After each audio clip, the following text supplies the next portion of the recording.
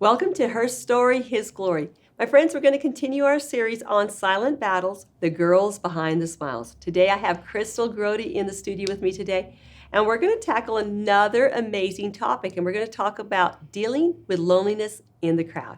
And so welcome, Crystal. Thank you. Welcome to the studio today. We're so glad to have you. Excited to be here. Yes, and so I didn't give you a choice on the topic, did I? I just said this is what we're doing. Yeah, no, yes. this is it. And you know what, though? At my age, same thing with you. As you go through life, there's not much that you haven't You're absolutely gone right. through. You're absolutely right. You And can loneliness kinda touch it. is a topic that, Absolutely. gosh, and in this day and age, can you only imagine when I think back, okay, and I'm still your big sis, okay? Right. Just for the record here, I'm still your big sis by a few years. And loneliness was very real even for me growing up. Can you imagine this generation today? No. Crystal, yes. Okay, so let's unpack this. Let's talk about loneliness. Do people get lonely in a crowd? What in the world? That doesn't make sense. That seems like an oxymoron, doesn't it? It does. Loneliness in a crowd. Wow. So when I say the word loneliness or the whole entire statement, which we're going to focus on today, and we're going to talk, we're going to be real and raw. Yeah. What comes to mind? I mean, for me, I think for my life personally, I think some of the experiences I've had that, I could really pinpoint and say, oh, I know exactly what you're talking about. Because my family, we've had some pretty big moves in the last, couple of years. And some of these moves were to pretty big churches. I mean, Trinity even being one of them. And, when you get to a new place, it's full of people. You're surrounded by people. But Yes. do you know anybody? No. No, you don't know anybody. And you all are there for a common reason. And you're all there, to share your love of the Lord and, to just be there to worship and, all the things. But when it comes down to it, you look around and it's like, I don't know any of these people. I don't know what I'm doing here. I don't feel like I fit in. And then what happens? The enemy comes in. Yes. And what does he do? He starts trying to tell you all the lies, the Yes. isolation. He wants to make you feel isolated and alone. And he wants to get you to start really think you're insignificant. Nobody sees you. Yes. You're not important. Yes. Nobody would notice you. Yes. But what's been critical for me is surrounding myself with people, So good. right? With other women or just people in my life that have been able to be like, no, you've got something. There's something in you, and I want you to be a part of this, and you're going to be a part of this. And then you start connecting. And once you start connecting and you start getting to a place where, I'm not saying the devil wouldn't still try to kind of make you feel that isolation, but that's when you could call a friend and be like, hey, I'm struggling. Let's go get coffee. Let's go, do this or that. And when you can do that, it's like, then you kind of get to that place where you're like, okay, the devil might still be trying to whisper loneliness and isolation. However, I know what the word says, and I know that that's not the truth. And I know, if you turn back to the scriptures and in the word, it says that Jesus sticks closer than a brother. And what does that mean? So good. What is that in your life? How do you keep that in the forefront of your life? Because so often when you are feeling isolated, what's happening? You're not keeping him in the center. You're letting the negativity, you're letting the devil's lies come in and whisper louder than what the word says. Yes. And so for me, I think it's always been, I can definitely relate with being in a place full of people, but yet still the devil being like, nobody notices you. You're not important. Nobody wants to hear what you have to say or whatever it might be. And I think that's when it's so important to turn back to the word and go, but you know what? I've got Jesus. And so at the end of the day, no matter what, I know that I can depend on and lean on him. And I know no matter how I feel right now, that it's just lies. It's not truth. Yes, and I love what you said, Crystal, because at this point, you strike me as an individual because you're one of my newest friends, and I love it, that you have a very outgoing personality. So there's no way Crystal Grody could ever be lonely, right? Because at this point, she's going to be a magnet for friends, right? But it takes a while to build friendships, doesn't it? It does. It takes a while to establish friendships. And because at this point, that XYZ person and yourself have to get over themselves, right? Yeah. Because again, loneliness in a crowded place, we have to get over ourselves at this point, right? And we have to be brave and we have to be bold to be able to make these connections. And we have to say, little g God, which is kind of us, Right. get out of the way, get off of the altar in my heart, and let God sit up there instead of me making myself I just think of the attraction of our lives. No, we're just sometimes we will be the second show. Right. Sometimes we will be in the shadows, but it doesn't stop us. Like, I love what you said. You could call a friend. Mm-hmm. Call a friend. Well, wait a minute, but I don't have any friends. Make a friend. Mm-hmm. Make a friend, right? You could say, hey, do you all have a group that I can be a part of? Do you have, would you like to go to coffee? Do you ever go to movies, like gather a couple of girls and go do things like that? No. Well, would you like to? Right. Yes. And I tell you, I think most of us are just waiting to receive an invitation. And we're so afraid to be rejected. Mm-hmm. And what if we got rejected? Then what do? We start again, Yeah. right? And that's easy for me to say as a Christian that's been walking with Christ for closer to 40 years than not. But that wasn't my world. I was, and talk about coming to a new city, Crystal, and coming to a new church and coming to a new church family where nobody knows your name. That's intimidating. Yeah. That's a bit intimidating. Whether it's a small church or a big church, because either way, the smaller family is already all Yes. knit. The larger family, maybe at this point, you can just slip it into any one of those pockets, and you might be able to hide there, right? Just a little. Right. But I think the topic, as we sift this thing down, Crystal, we're not supposed to be hiding. No. Crystal, we're not supposed to be hiding.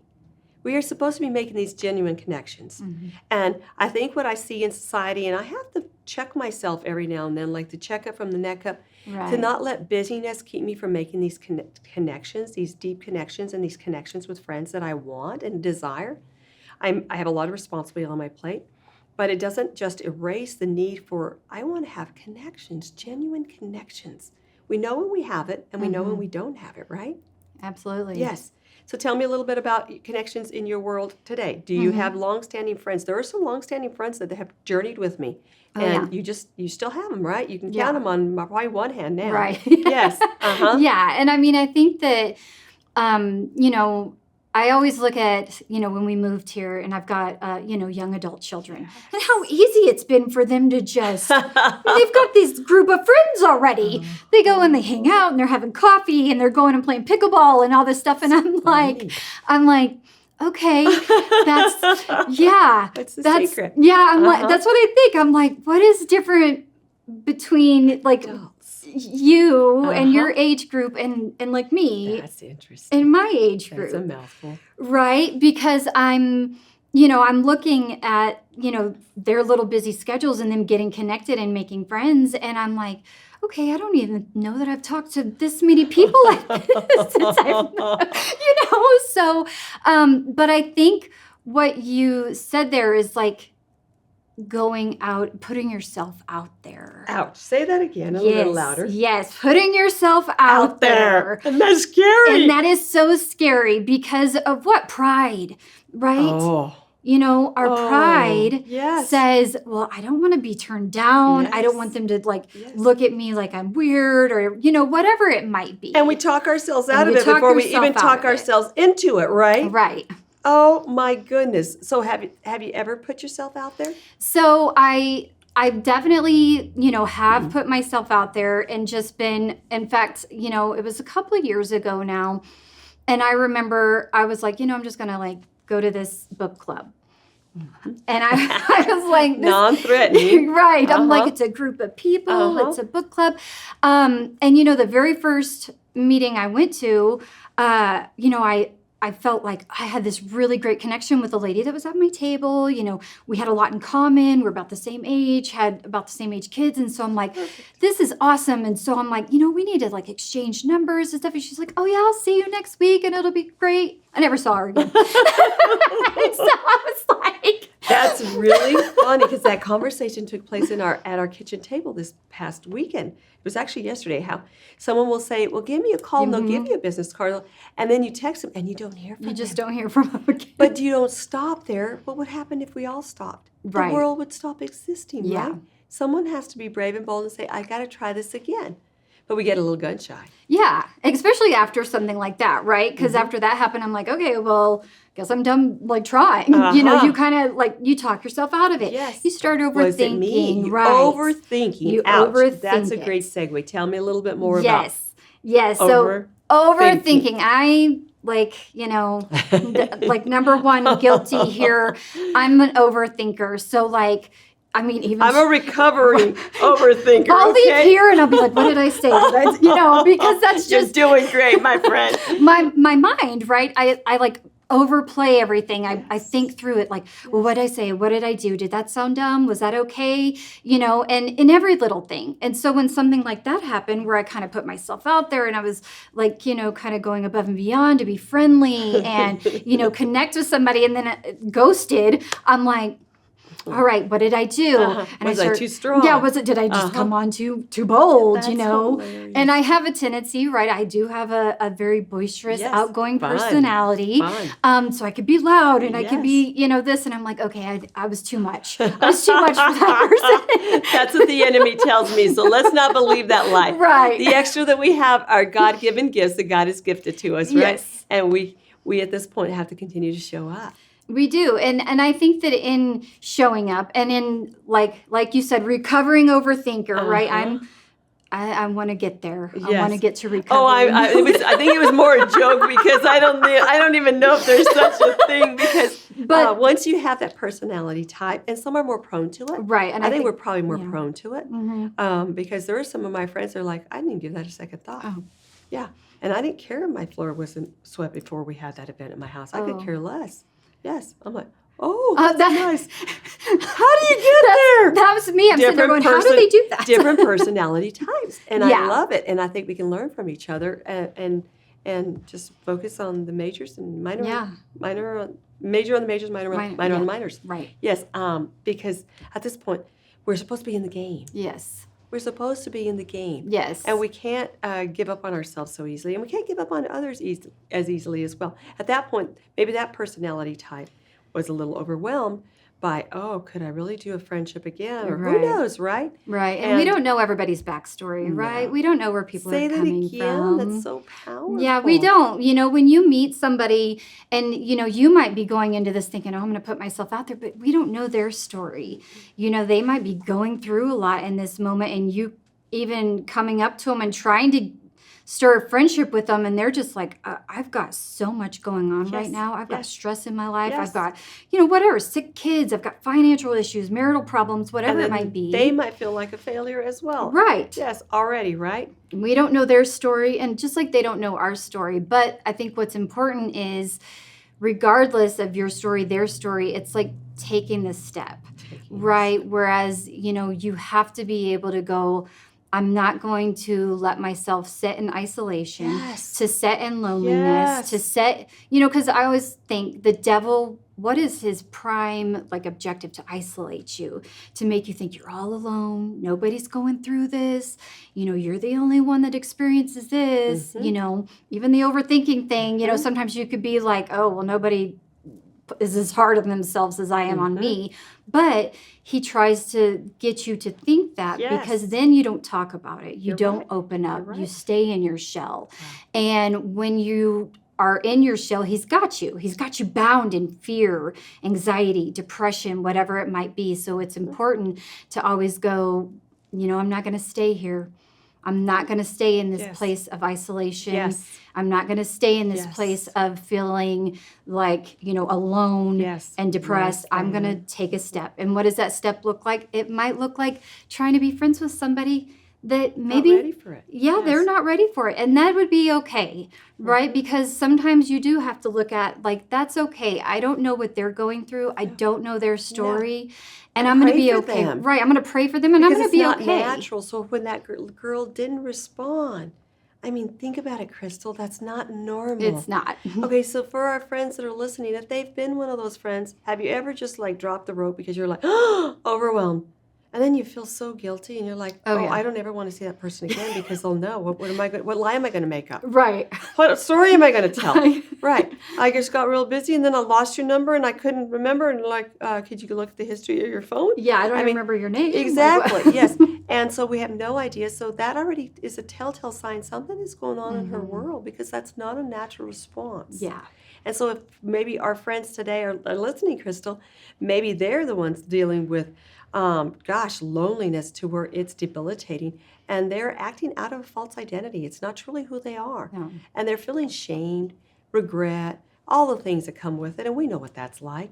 What would we say to our friends if they're isolating and they're just feeling at this point, I can't try again, or I don't want to try because I just do the same thing. I always disappoint myself. I disappoint others. It's not even worth trying. What would we say to those folks? Yeah. Loneliness is part of life. We live It in a is. fallen world. It is. There's an enemy dogging our tracks every single day. And we can't see the war at hand. If we did, we would walk through life doing this, right? But it's an invisible force, but that force is there and we all feel it. Mm-hmm. And so what would we say to ourselves, even coaching ourselves today? What would we tell ourselves? What would we tell our younger selves? Yeah. What would we tell ourselves today if we are isolating? I lived isolated and tethered to a wall till the Lord saved me. I was saved at the age of 23, 24. And gosh, life just went in a different trajectory ever since. But I know what that's like to feel like such a failure. And you just watch the single frames of life of everybody else having a blast, so you think, and you just feel like, I'm a have-not. Mm-hmm. I hate that. I hate that for our friends. Yeah. What would we say to those individuals that are isolating today, Crystal? So, knowing that we isolated before in our past. We have. And so that was what I was going to say is, I mean, even though now, as an adult, I am more outgoing and more talkative and all these things. When I was younger, I was not at all outgoing or talkative. I mean, even like doing something like this, I would have been just like Same here. so shaking. Same here. Because I was very introverted. I was very like to myself. I didn't like to be the center of attention. I didn't like to be people to notice me. Right. And so that plays right along with isolation, right? Where you feel like you don't want anyone to notice you, but you also feel lonely. Yes, but you want to be noticed every now and then. Like Right. someone see, like, give me some crumbs. A Like, little bit of human. a little bit of recognition Yes. without going overboard. Exactly. And so I think that whenever you are in that spot of where you're kind of, maybe you are, an introvert and not an extrovert, and you do want to be noticed some, I think that's where it's important to be like, all right, I'm going to trust God in this situation and step out of my normal character, how I feel comfortable, because sometimes we got to feel uncomfortable. And that's tough. I love it. That's tough, right? Yes. Nobody likes to feel uncomfortable. No. Nobody likes to feel awkward. No. And that happens, and it's part of life. It's part of life. We all go through it. Yes. Right? And so my biggest recommendation, or even like my biggest, word of advice, I guess I would say, to give somebody is like, even if it's awkward, even if it's uncomfortable, even if it's like so out of your zone, take a step at least once in a while. Push yourself out of your bounds. So good. Right? And That's if you so push good. yourself out of your bounds, Yes. and one thing I noticed for me personally in my life is when I started the first time was like, and so I'm gonna take something that really got me out of my shell is I sing. And I started singing on stage when I was 14. Oh. The first time I sang, my knees were knocking, my hand was shaking, I had the mic here and I was shaking. Everything about me was just like petrified. Mind you, there's other people up there. I'm not alone, but I'm just like petrified. But it was uncomfortable. You did it. It was awkward. It felt super like, oh, I don't like this. But I did it. And after I was done, I was like, okay, like take a breath, breathe, feel that weight, like lift off your shoulders, like, okay, I need to go take a nap because I just like exhausted myself with anxiety. Exactly. But then, the next time I did it, still nervous, right? But it was a little easier. It was a little bit easier next time. And then each time you press yourself out to your boundaries, right? Because we all have these like boundaries, and we all have these places in our life that it's like, well, that's uncomfortable, so I'm just going to kind of sit over here and not even go over there. Invisible boundary line. Right. But whenever you press towards the boundary and be like, I'm going to make myself get outside of this comfort. And when you do each time, the first time I'm going to tell you, like, it's going to be tough and you're going to feel awkward and uncomfortable. But when you're done, you're going to be like, I did it.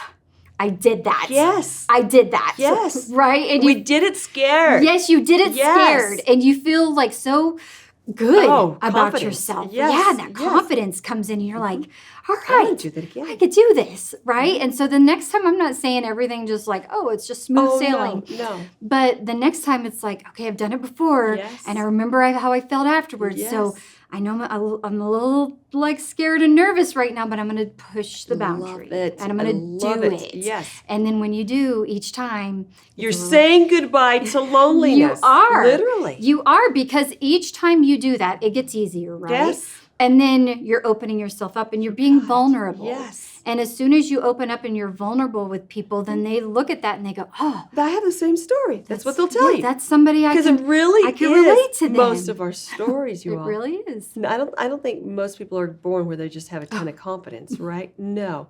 And if they might have it in one area, Crystal, but then get them in uncharted territory, and then you'll start at the same place. Everybody starts right at the start block where you have to develop those gifts.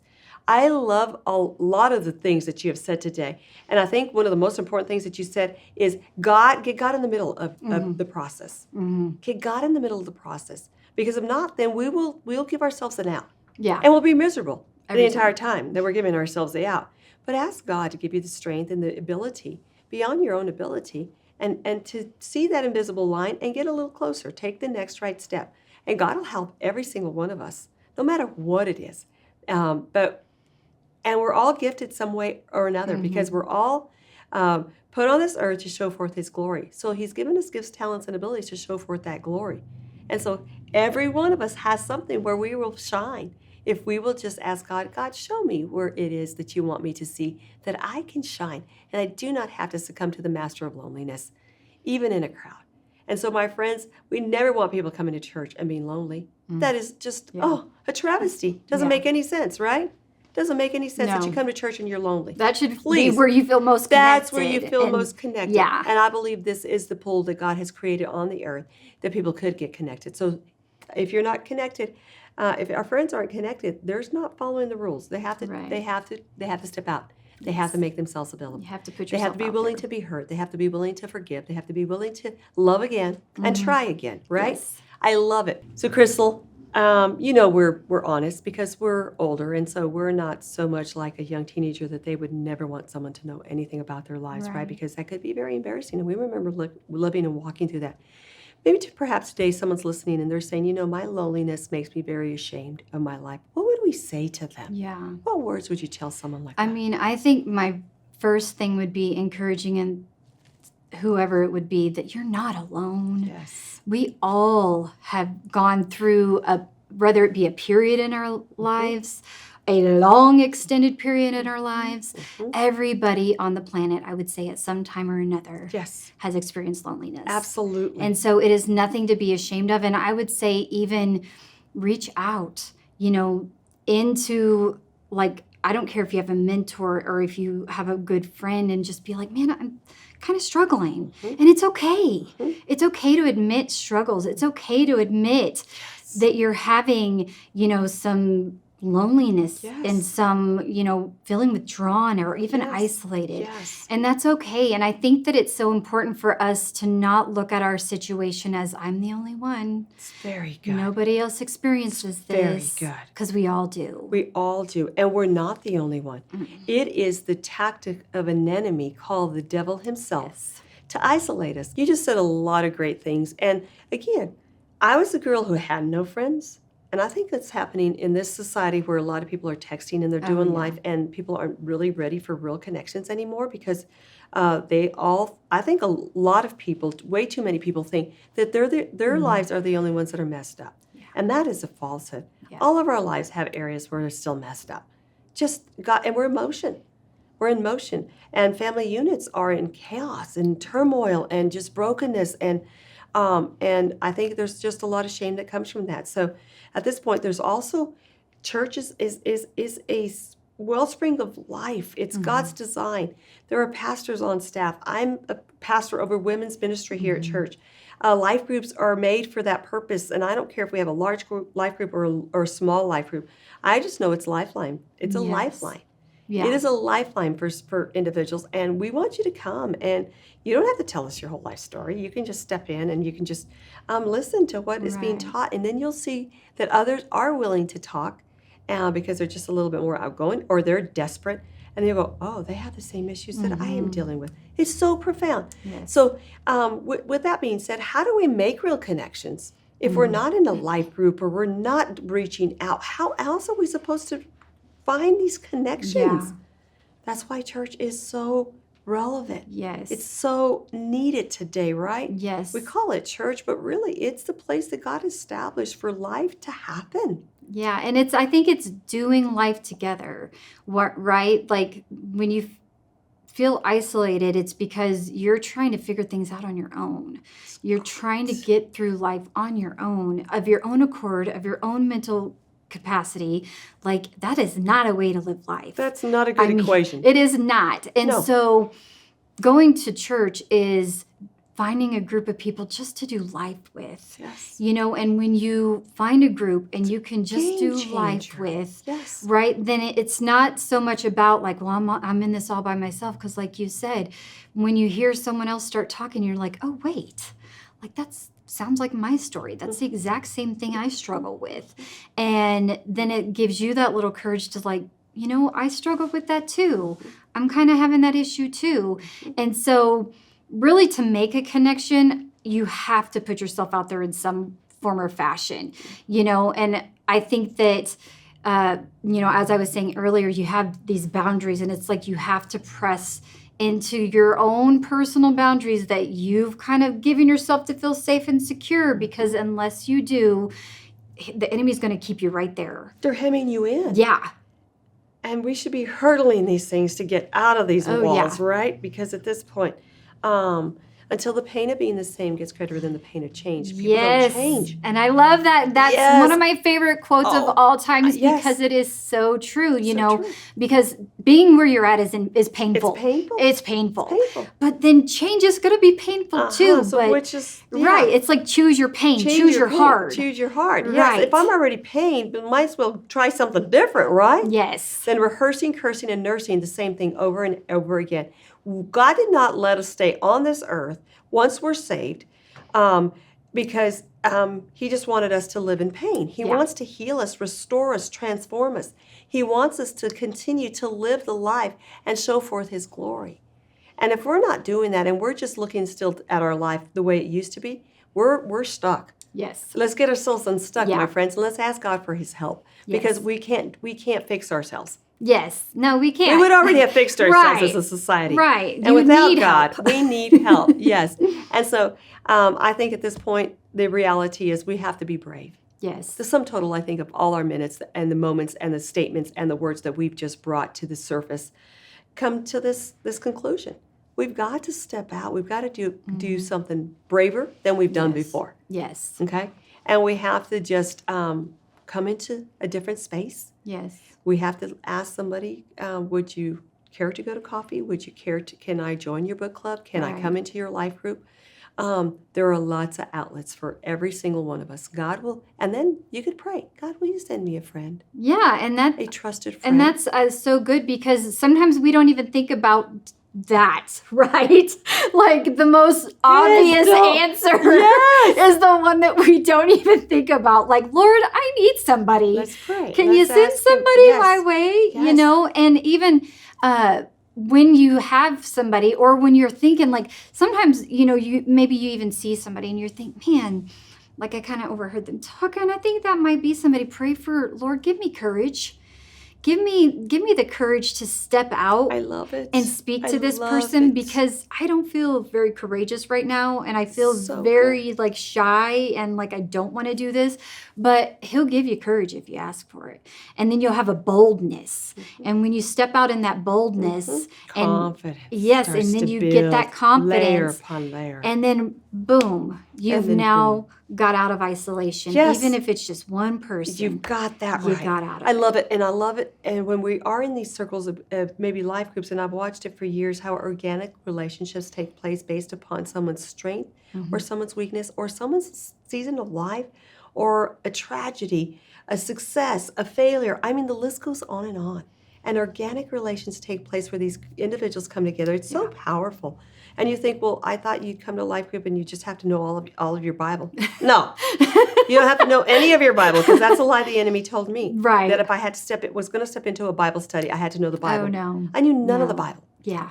Now I am a voracious reader of the Bible, and I read that thing cover to cover, and have done so for close to 32 years probably now. Yes. And I didn't start there. No. But I'm ending there. And I Yes. will continue to tell Yes. individuals we start where we're at and we begin to lift whatever God has given us to build that muscle memory. Right. And we depend on Him and we don't depend on our own strength. No, and it's come So as you powerful. are. Come right? as you Come are. as you are. That's totally what I'm going to use this as a segue as we close down Yes. today, Crystal, because Yes. it's not as if God would give us a bar of soap in here. Tell us, here, go wash yourself up, and then when you're done, just come, give me a call. Excuse me, God doesn't No. say, no, He says, No. come as you Come are. as you are. He's not handing us a bar of soap and trying to say, go figure it out. Yeah. No. He says, come as you are and let me clean you up. Yes. Let me clean you up of the wrong thinking. Let me clean you up of that false identity. Let me clean you up of those insecurities, of those failures.